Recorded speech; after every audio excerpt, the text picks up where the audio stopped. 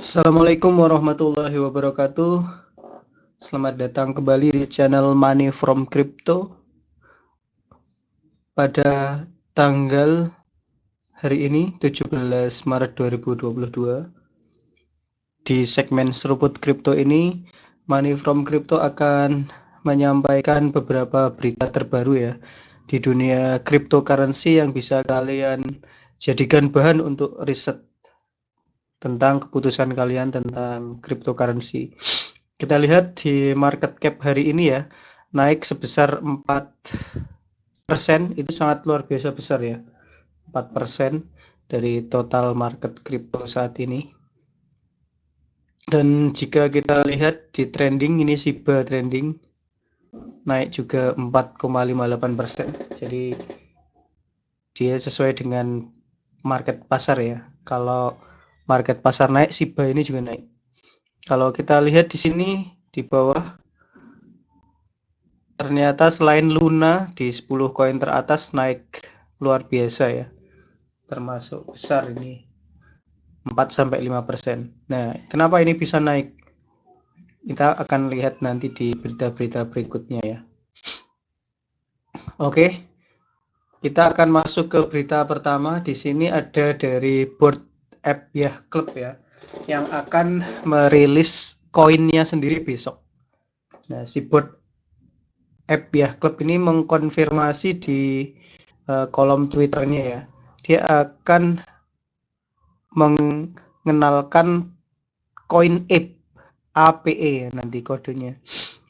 Nah, ini ditujukan untuk budaya gaming. Terus ini ada perdagangan untuk membangun Web3 ya. Jadi isu yang akan booming di tahun ini kemungkinan ya Web3 itu. Nah, dia mengumumkan secara resmi di Twitternya ini ya. Nah, rilisnya adalah besok di jam 8.30 EST. Kalau WIB ya silahkan kalian tambah 11 jam. Nah, di sini kita lihat bahwa ternyata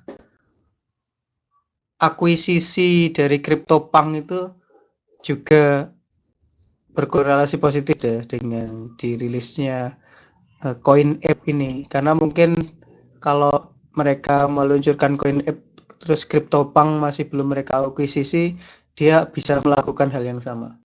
Nah, jadi 15% supply dari CryptoPunk ini akan didistribusikan secara airdrop ya kepada pemegang NFT Bored Ape ya Club sama Mutant Ape ya Club. Kalau kalian salah satu holdernya nanti mungkin akan kebagian 15% dari airdropnya.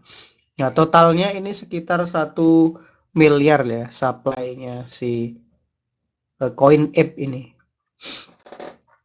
Ya, kita tunggu besok ya. Nah, ketika ada pengumuman ini, NFT Bored Ape ya Club ini naik 3 kali lipat. Oke, berita selanjutnya datang dari HSBC. Kalau kalian sering melihat atau mendengar ini adalah HSBC ini terjun ke metaverse melalui kemitraan dengan Sandbox ya. Jadi raksasa perbankan global HSBC ini telah membeli sebidang tanah virtual di metaverse dengan blockchain-nya si Sandbox ya, sebagai bagian dari kesepakatan mereka. Nah, dengan senang hati pengumuman di Sandbox ini telah bermitra dengan HSBC. Salah satu, kalau kalian nggak tahu, HSBC itu salah satu penyedia layanan perbankan dan keuangan internasional terbesar di dunia ya, atau nomor 2 di Eropa. Nah, ini akan membawa sejumlah peluang untuk terlibat dengan layanan keuangan global ya, dengan komunitasnya di Sandbox. Biasanya pemain-pemain besar seperti bank itu sukanya lebih ke Sandbox ya daripada ke Mana atau Decentraland. Nah, ini juga merupakan merupakan pertama kalinya ya sebuah bank global itu melakukan investasi langsung di metaverse. Nah, kita lihat lagi ke harga Sen atau Sandbox ya. Di sini kita lihat dia naik 20%. Luar biasa sekali kan. Jadi dengan adanya pengumuman ini, si Sen ini naik 20%. Jadi kalian yang holdernya Sen masih tertawa-tertawa sendiri ya melihat ini ya.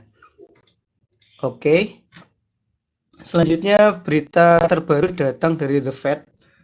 Jadi pengumuman dari The Fed ini mendorong harga Bitcoin naik.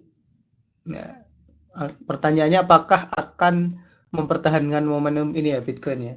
Jadi ekspektasi pasar itu terpenuhi karena The Fed atau Federal Reserve si AS ini mengumumkan kenaikan suku bunga yang mendorong Bitcoin ini ke zona hijau ya. Jadi cryptocurrency mengisyaratkan aksi harga bullish selama seminggu karena Komite Pasar Terbuka Federal atau FOMC ini ditutup. Nah, terkait itu Bitcoin di harga 41.000 ya. Atau naik 5% dari 24 jam terakhir. Jadi harga BTC itu mampu menembus di atas harga itu 41.000 tadinya.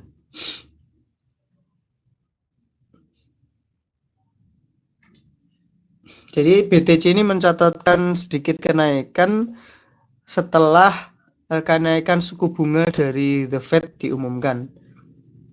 Jadi setelah diumumkan, maka si BTC ini naik dan diikuti dengan altcoin lainnya.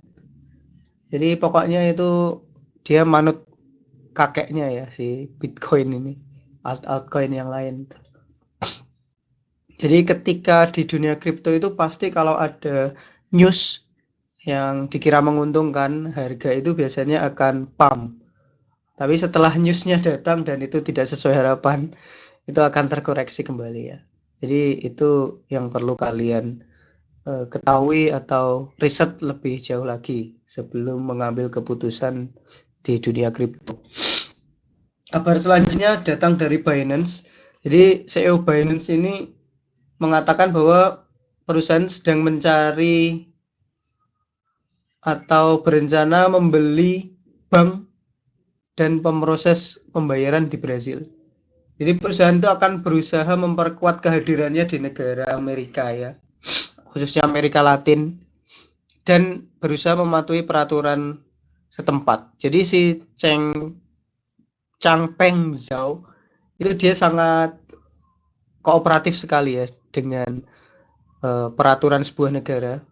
Jadi perusahaan Binance yang sangat besar ini tuh bisa terus bertahan karena dia berusaha untuk mematuhi regulasi-regulasi yang ada di sebuah negara ketika mereka mau beroperasi di sana.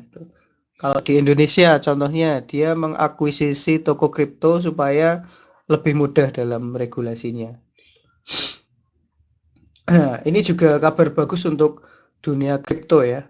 Dengan agresivitas si CEO-nya Binance ini, adopsi cryptocurrency akan sangat tinggi gitu untuk beberapa tahun terakhir ini kemungkinan. Harga-harga di awal-awal tahun ini kurang begitu bisa diprediksi ya karena banyak faktor termasuk faktor geopolitik ya lagi-lagi ya antara perang Rusia dan Ukraina. Semoga cepat mereda dan bisa diselesaikan secara diplomatis. Selanjutnya datang dari ini ya, perusahaan kripto ini merasa keberatan dengan permintaan SEC. Jadi SEC itu badan yang ada di AS ya yang termasuk mengurusi aset digital seperti kripto ini. Jadi perusahaan kripto itu mengeluh tentang permintaan pelaporan yang terlalu membebani dari SEC.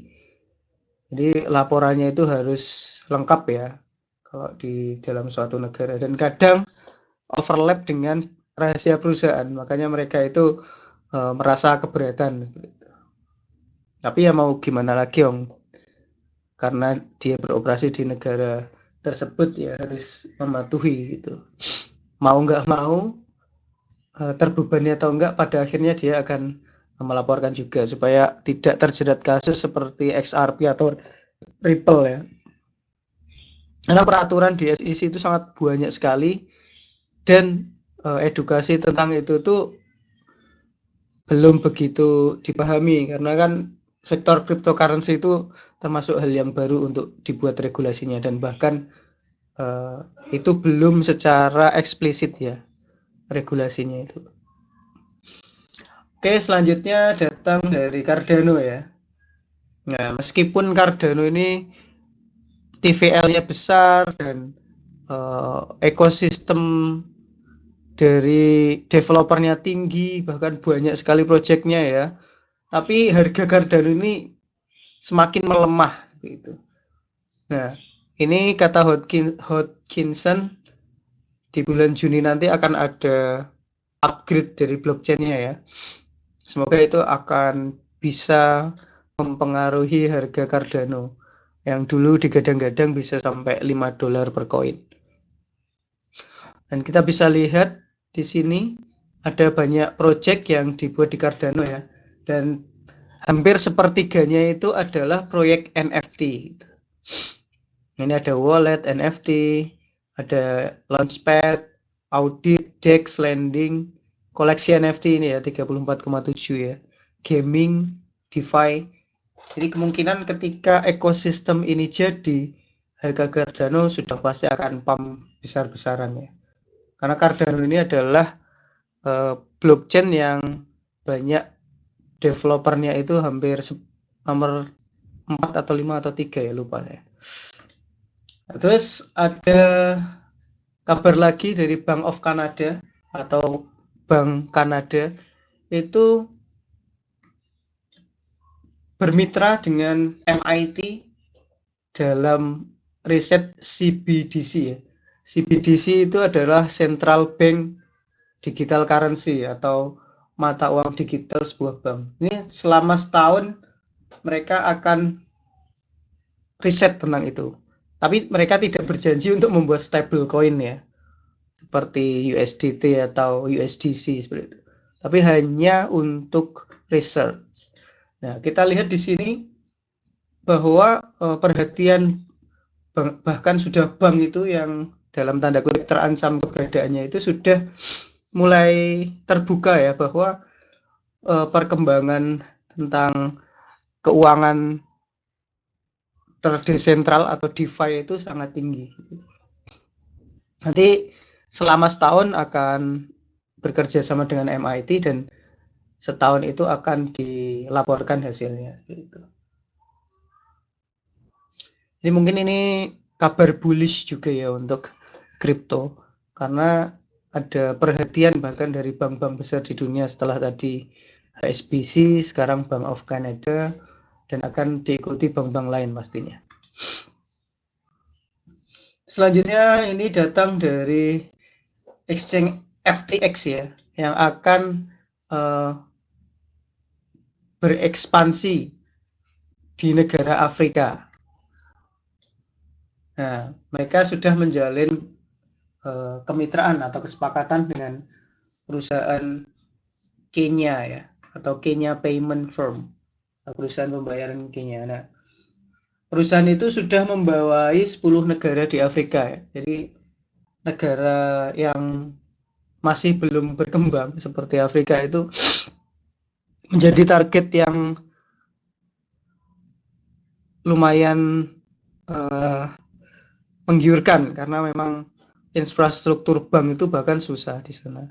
Dengan solusi decentral finance ini, dengan mereka mungkin akan mengedukasi masyarakat sana, maka akan memiliki kesempatan besar untuk FTX ini atau keuntungan besar untuk FTX. Sebelumnya SafeMoon juga akan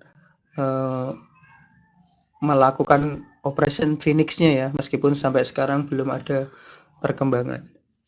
Nah, ini si FTX ini juga akan mengikuti. Karena FTX ini sudah lebih mapan dan mungkin dia juga akan lebih dulu ya mengekspansi di Afrika sana. Selanjutnya ada kabar dari Shiba Inu, Dogecoin.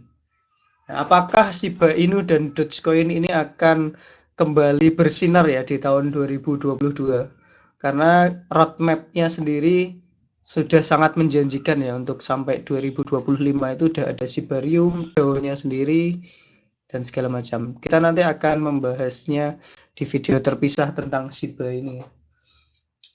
Nah, mungkin kalian pernah dengar ya, ada miliarder Shiba Inu yang mulai dengan hanya $8.000. Banyak ya, $8.000 ya termasuknya ya. Atau sekitar 100 juta ya. Menjadi 5,7 miliar dolar atau sekitar 7 triliun ya. Jadi modal 100 juta jadi 7 triliun. Nah, itu luar biasa sekali ya. Nah, terus juga Dogecoin, dulu ada yang invest sebesar $1.000 atau 14 juta jadi 121.000 US dollar atau sekitar hampir 1,8 atau 2 miliar gitu ya. Nah, angka-angka itu uh, me, apa ya, mengukuhkan atau meneguhkan meme coin dan FOMO itu memang ada di semua orang. Ya. Tapi apakah ada peluang untuk Shiba dan Doge ini ya membuat investasi yang baik di tahun 2022 atau akan tergantikan dengan yang lain seperti Evergrow ini kan dia sudah ini Evergrow ya. Dia sudah meluncurkan use case-nya seperti passive income, crypto, metaverse, terus NFT. Nah, apakah si Shiba dan Dogecoin ini akan tenggelam begitu saja? Karena kita melihat market cap-nya sudah terlalu besar ya untuk meningkat ratusan bahkan 10 kali pun susah. Apakah akan terjadi sesuatu ketika ekosistem mereka sudah terbangun? Kita akan nantikan di tahun 2022. Terus terakhir ada dari Mike Novogratz ya. Nah, dia akan memprediksi Bitcoin itu berkisar antara 30.000 sampai 50.000 sampai akhir tahun 2022. Nah, harga Bitcoin sedang berjuang di atas 40.000 ya, tetapi opsi ini sudah nggak bisa bertahan yang sempat turun di 38, 39. Tapi sekarang naik lagi ke berapa ini tadi ya? Sekitar 40.000 masih bisa. Nah, Bitcoin memiliki tren naik yang stagnan ya atau moderate selama 2 bulan terakhir. Ya, dia rebound dari supportnya berkali-kali tapi nggak mampu breakout terlalu tinggi.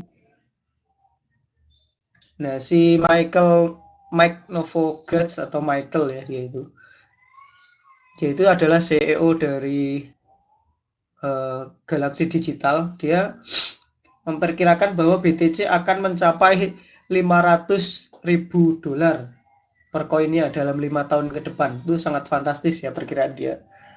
Nah, terlepas dari harga BTC saat ini, prediksi mengejutkan si Mike itu sangat mengejutkan memang. Dia juga memberikan perkiraan bahwa Bitcoin akan diperdagangkan 30 sampai 50 ribu US dollar di tahun ini. Oke, mungkin itu adalah kabar penutup dari segmen seruput kripto pagi ini. Semoga bermanfaat untuk kalian dan sampai jumpa lagi di berita berikutnya. Assalamualaikum warahmatullahi wabarakatuh.